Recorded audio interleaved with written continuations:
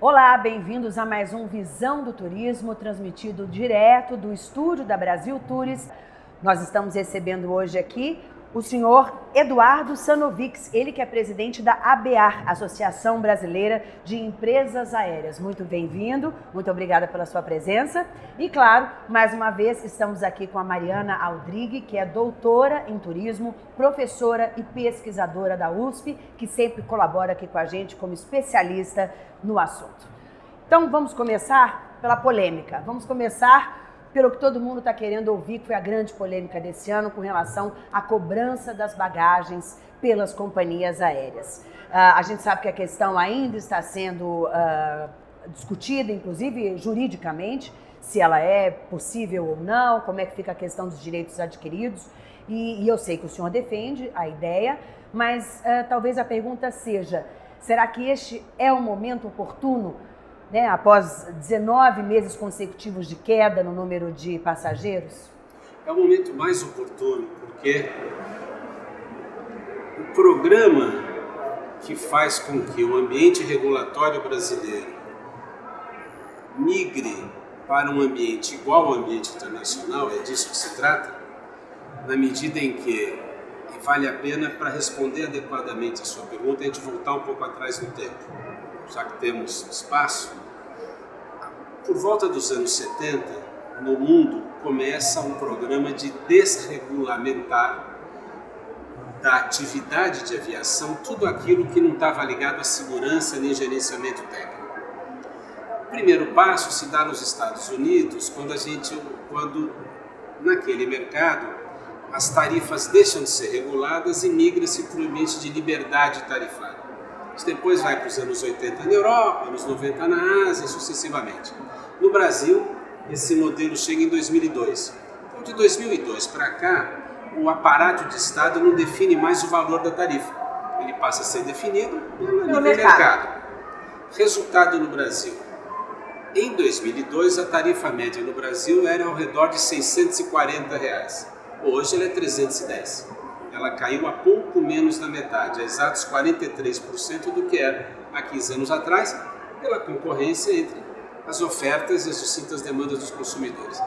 Ao mesmo tempo, nós saímos de 30 milhões de passageiros em 2002 para 105 milhões de passageiros em 2015.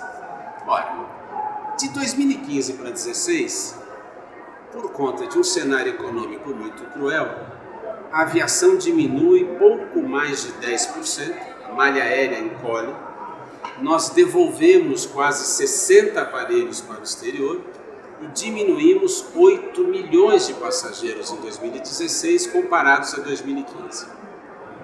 O que a ANAC faz depois de 2 anos de debate, ao aprovar a Resolução 400, é completar o programa que havia iniciado em 2002. Por quê? Porque ela publica 19 normas, se não me engano, que completam o ingresso do ambiente regulatório brasileiro no século XXI. Bagagem é o tema mais polêmico, a mídia gostou desse assunto, tal, tem muita associação consumerista fazendo discurso, mas vamos falar sobre isso já. Mas há temas bastante relevantes, também aprovados na Resolução 400, aos quais o debate deu menos luz. Por exemplo, você agora, se você perdeu o voo de ida, você tem garantido o voo de volta. Se a sua bagagem for extraviada, em 7 dias ela tem que ser devolvida. Se você cometeu um erro no preenchimento do seu bilhete, a correção é gratuita, não se cobra mais por isso. Tem mais um interessante, que é o processo oh meu Deus, fugiu agora. Falhou agora também. Enfim, todos esses temas, eles estão alinhando, portanto, o mercado brasileiro ao mercado internacional. Muito bem. Quando chegamos ao tema da bagagem, o que acontece? O que a resolução ANAC 400 faz é desregulamentar o tema bagagem. É fazer dele algo que a gente tem hoje com o tema lancha a bordo, né? Hoje você embarca numa empresa brasileira, uma delas te cobra lanche, a outra te dá sanduíche quente, a outra te dá sanduíche frio e a outra te dá snack. e nós não temos notícia de alguém que tenha marcado o seu bilhete por causa da comida, tá certo? O que acontece com a bagagem? Ao redor deste planeta, em praticamente todos os países do mundo, a cobrança de bagagem foi desregulamentada. É diferente de dizer a bagagem começa a ser cobrada. Essa é uma leitura equivocada de alguns segmentos que gostam muito de ler lead, não gostam de ler notícia inteira, tá certo? Então, houve uma desregulamentação do termo. Qual é a tradução prática para o nosso ouvinte, para o nosso telespectador? Cada empresa aérea, como acontece nos Estados Unidos, na Europa, na Ásia, vai ter sua própria política em relação a bagagens. As empresas brasileiras que anunciaram o que iam fazer, uma delas, a Azul, publicou tarifa, naquele fim de semana em que isso estava liberado, dizendo o seguinte: quem for embarcar sem bagagem tem uma tarifa que é R$30 menor do que a menor tarifa em qualquer voo. Isso foi publicado, ficou no ar o fim de semana inteiro. A Gol, que havia anunciado o início do programa para 4 de abril, disse o seguinte: nós vamos publicar uma tarifa R$50 menor do que as tarifas existentes hoje. A TAM anunciou o programa, não chegou a publicar, e a Avianca disse que por enquanto nada mudaria. Então veja, nós passaríamos a ter novamente 4 produtos à disposição do consumidor brasileiro. Um deles dizendo que embarcar sem bagagem é 30 mais barato, o outro dizendo que é 50, o outro anunciando 50 ainda não publicado, e o outro que nada ia acontecer, a não ser uma mudança importante, foi essa que eu esqueci antes. Você pode embarcar agora com 10 quilos na bagagem de mão, certo? Passa de 5 para 10. Portanto, era um momento adequado, porque agora eu chego na sua pergunta inicial, muito apropriadamente colocada. Porque é o instrumento mais eficaz que a gente tinha à disposição do consumidor para fazer com que, num ambiente de crise econômica, de desemprego crescente, de falta de dinheiro, tanto pessoas jurídicas como físicas pudessem voltar a bordo. Esses 8 milhões que saíram, parte deles teriam, numa tarifa mais barata, um instrumento mais eficaz para voltar para o avião. E com base em que eu afirmo isso? Ora, a aviação é um negócio muito interessante, é uma atividade fortemente regulada. É a segunda atividade mais regulada do planeta. A primeira é energia nuclear. Portanto, em aviação tudo se sabe, a gente não acha nada. Os dados são públicos, são publicados, são confrontados, são auditados, por uma questão de segurança. Sim. Eu costumo explicar para os leigos, não é o caso aqui, mas a explicação é divertida, que a gente tem norma para apertar parafuso. O parafuso que é apertado aqui pode ser desapertado na Coreia, ou pode ser desapertado em Nova York. Portanto, é preciso ter norma e padrão. Portanto, na medida em que a gente reduz o preço, as pessoas voltam.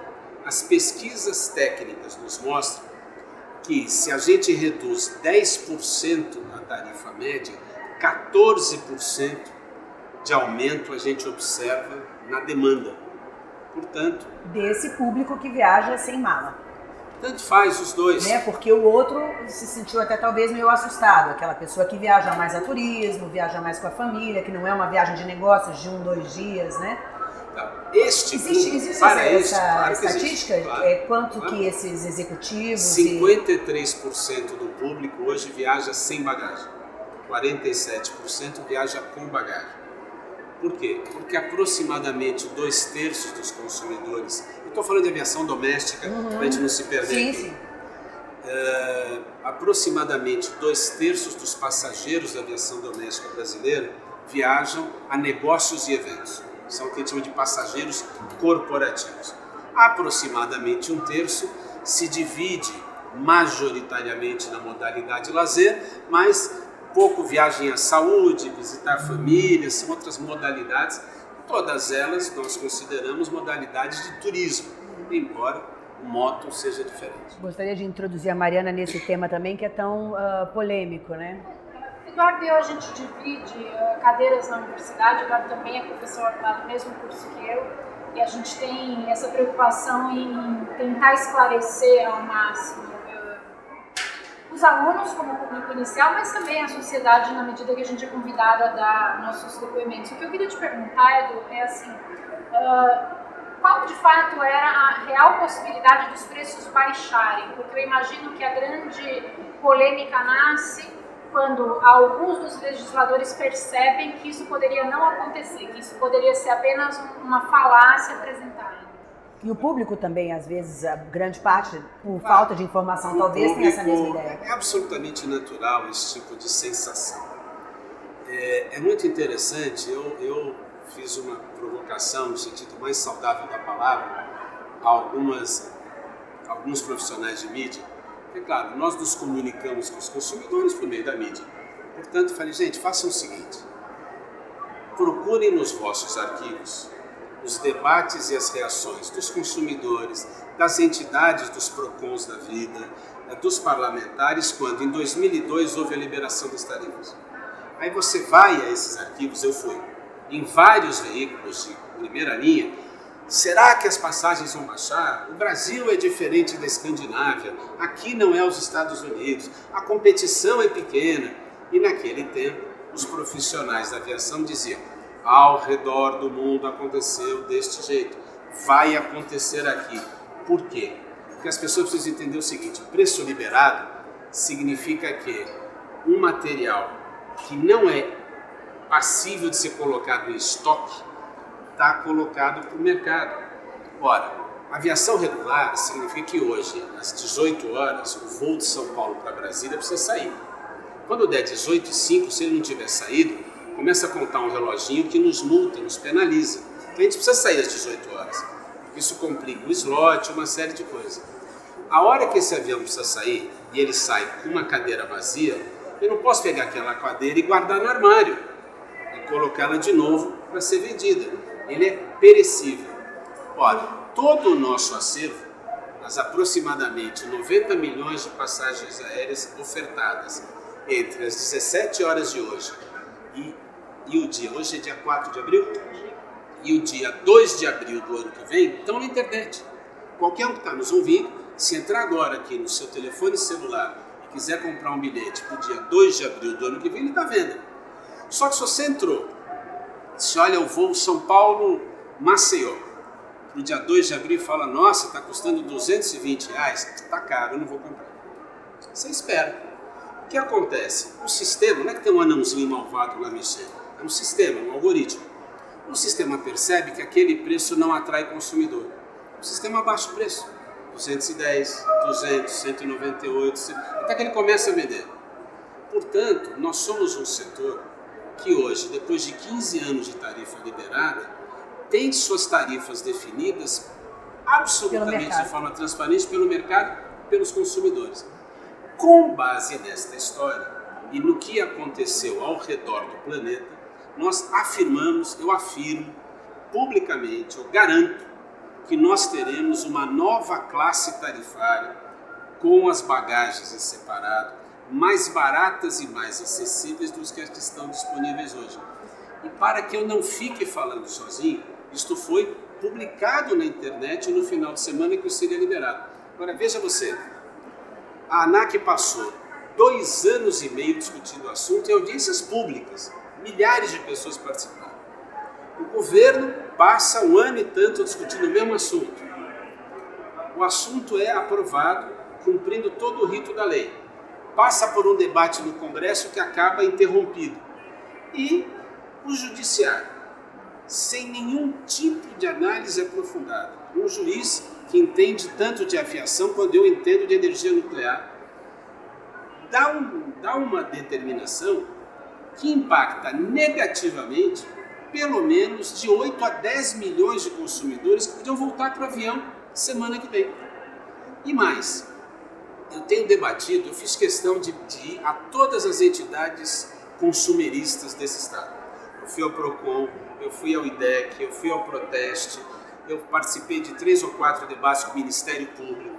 A todos eles eu mostrei dados, mostrei fatos, mostrei pesquisas. Todo esse material está na internet. Se alguém quiser entrar na internet, no site da BA, todo esse material está disponível. Nenhum destes organismos ou institutos contestou nossos dados. Eles apenas disseram, mas nós temos o receio que no Brasil isso não aconteça. Essa é a frase típica, tá certo? que eu ouço de alguns parlamentares, que eu ouço de alguns desses executivos. Que são honestos, estão fazendo o trabalho deles com correção, com profissionalismo, mas estão equivocados. E é fundamental explicar isso ao nosso ouvinte. Quem está defendendo essa posição de manter o nosso ambiente regulatório igual ao da Venezuela, que é o último país do mundo que regula a bagagem como nós, é a Venezuela. Não tem mais nenhum país do planeta assim. Quem está defendendo isso, está defendendo a aviação de privilegiados que voavam 20 milhões a 700 reais. Nós estamos aqui nesse estúdio da Brasil Tours, em meio à WTM, América Latina, uma das maiores feiras de turismo da América Latina, a segunda maior, se eu não me engano.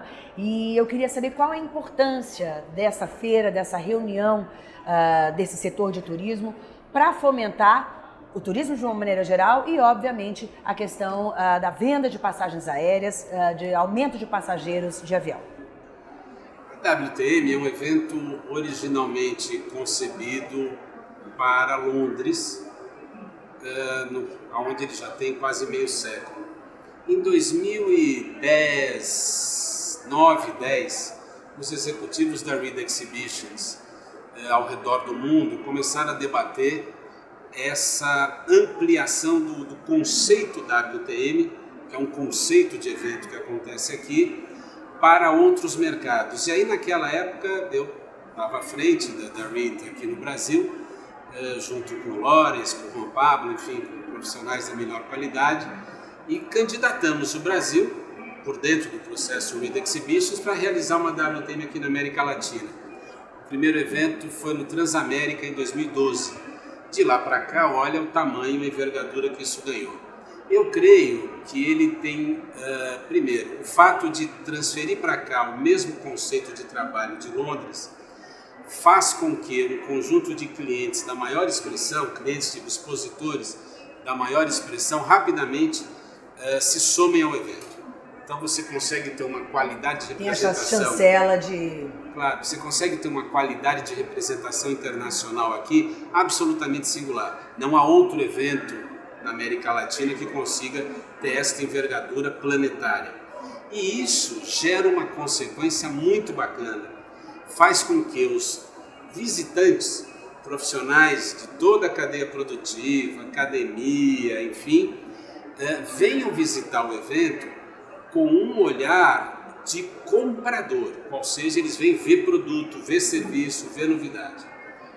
Ora, a soma desses dois desejos transforma isso aqui num espaço que resolve os 4 desafios de um evento. Evento funciona com 4 coisas. Evento tem que ter a comunidade correta. A comunidade correta tem que ter. Evento tem que gerar possibilidade comercial. Quando a comunidade é correta, ele está gerando possibilidade comercial. Terceiro, o evento tem que estar feito no destino adequado. E ele está feito em São Paulo, que é o centro econômico correto, né, para se fazer isso na América Latina. E por fim, quer dizer, ele tem que estar conceituado adequadamente para atender as expectativas. Eu acho que esse evento faz isso. Eu acho que é um evento da melhor qualidade e eu cheguei há uma hora e meia atrás, dei uma olhada e fiquei muito feliz de ver que ele está muitíssimo bem conduzido. Acho que o Lores, que é o atual diretor do evento, é com certeza um dos melhores profissionais que a gente tem no país hoje para dirigir o processo dessa envergadura. E o Eduardo fala com conhecimento de causa, né, Mariana? Incrível conhecimento de causa. O Eduardo sabe que eu sou fã dele desde sempre, ele brinca que me conhece desde antes dos 18 anos. A gente acompanha a carreira dele desde que ele assume, né, o turismo de São Paulo, apesar de antes ter trabalhado com o turismo de Santos, mas eu não era nascida. Vem para São Paulo, estrutura o turismo de São Paulo, é convidado a contribuir com a estruturação do programa de governo quando o Lula era candidato, se junta à equipe do governo Lula, desenvolve a abordagem do Embratur, faz toda a sua contribuição. Estou lendo seu currículo, você me ajuda se eu estiver errado, a essa repensar da Embratur, finaliza o seu processo, passa a ser professor universitário junto com a gente lá na USP, aceita o convite da Reed, na sequência vai para a ABA. Hoje eu posso dizer que é um profissional que sentou em todas as cadeiras de uma mesa de discussão de turismo. E aí, com isso, eu te pergunto, Edu, o que você vê do que a gente está vivendo hoje? Assim, certamente não é o que você imaginava. Não, nem de longe. Né? E a gente foi até um determinado patamar, voltou, retrocedeu. A gente ouve coisas que nos desapontam bastante hoje, né? Mas assim, sabendo que você é um otimista nato, o que você enxerga? Para onde a gente tem que ir? O que a gente tem que fazer? O que a gente tem que superar?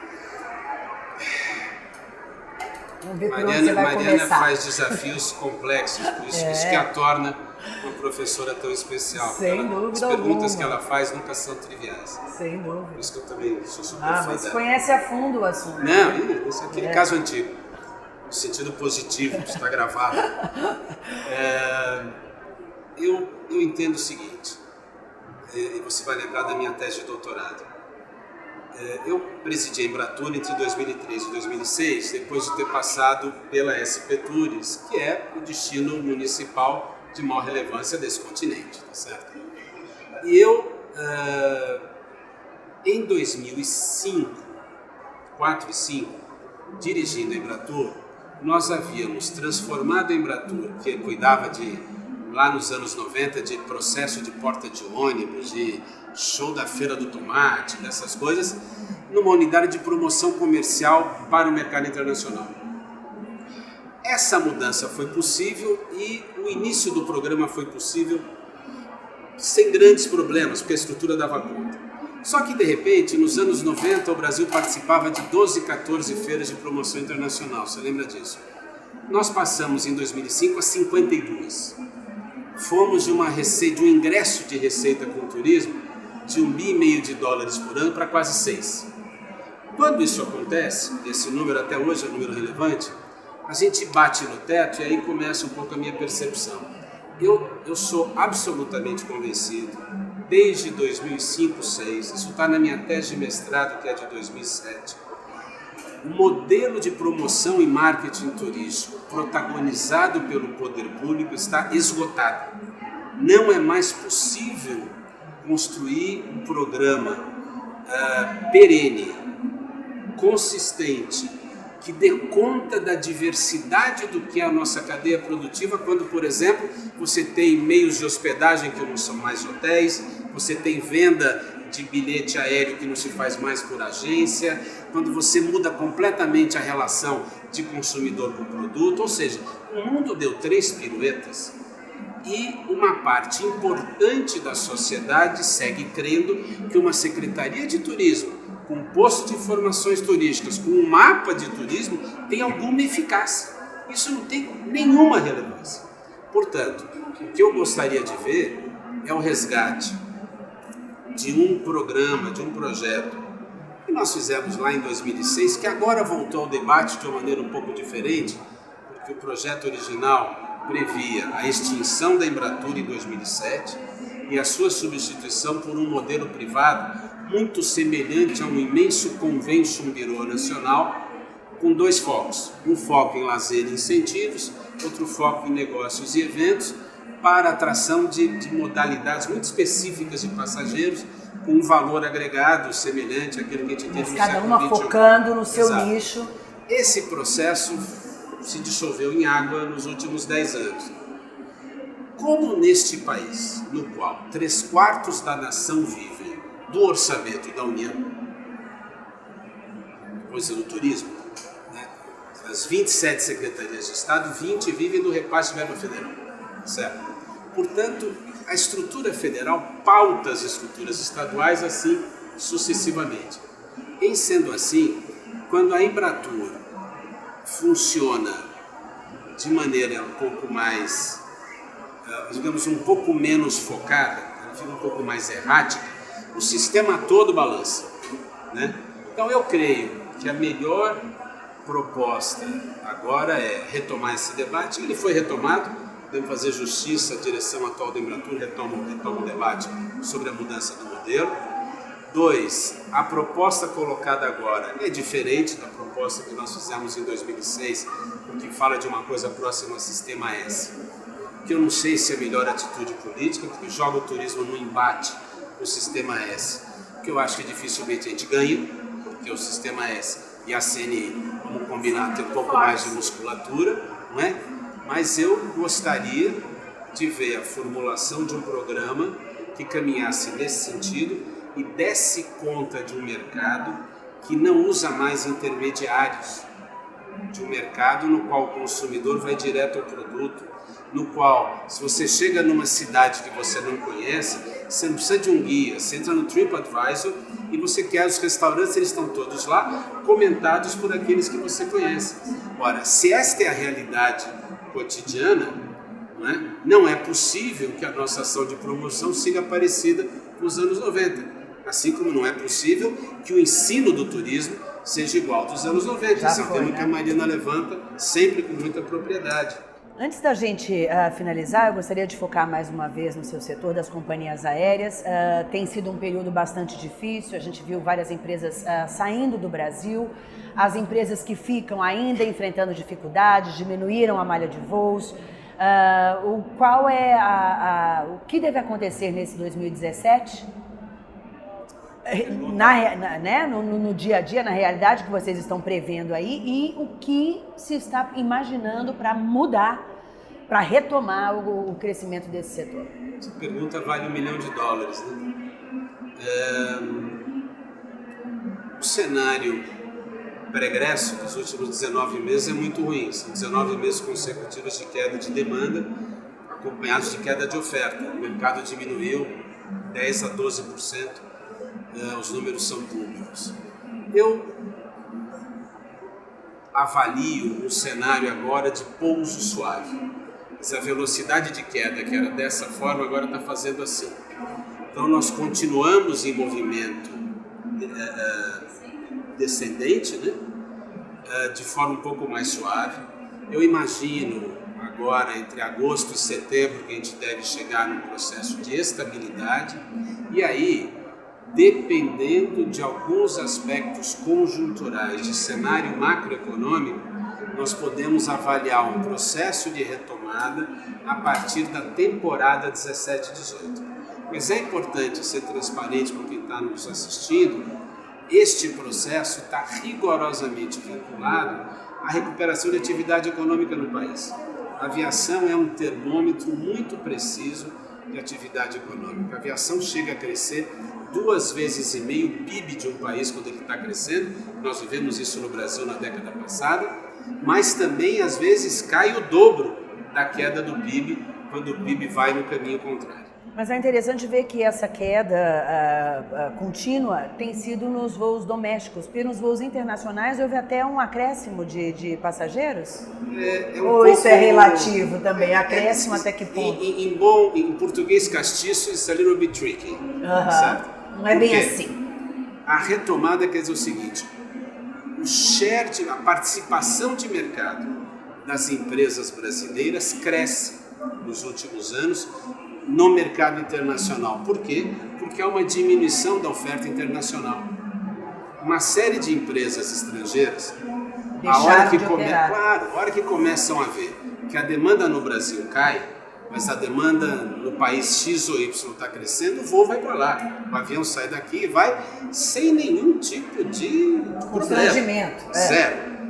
Ora, nós somos empresas brasileiras, temos um compromisso com o país e entendemos que esse processo vira. Sendo executivos brasileiros, nós já vimos crise em DVD, Super 8, colorido. Agora estamos vendo a versão 2.0, via Netflix, tá certo? Então, eu imagino, eu acredito piamente que esse processo se supera. Acho que hoje, definitivamente, a gente não pode ser ingênuo. Quer dizer, a economia brasileira hoje está absolutamente subordinada ao cenário político, certo? O cenário de decisões políticas, para onde se encaminhar a solução da crise política e para onde vai se encaminhar o PIB e o movimento. Eu nasci otimista, eu sou um otimista. Eu acho que Ajuda! Eu tenho 57 anos. Eu tinha 17, 18 quando entrei na universidade, debaixo da ditadura militar, certo? Vivi em Santos, que é uma cidade absolutamente massacrada pela ditadura, prefeito caçado e tal. Se nós já superamos isso, nós vamos superar qualquer coisa. Senhor Eduardo Sanovics, presidente da ABEAR, muito obrigada pela sua participação. Mariana, muito obrigada mais uma vez. Foi um prazer estar aqui com vocês também. E o Visão do Turismo volta com mais entrevistas interessantes sobre o mercado de turismo no Brasil. Não perca!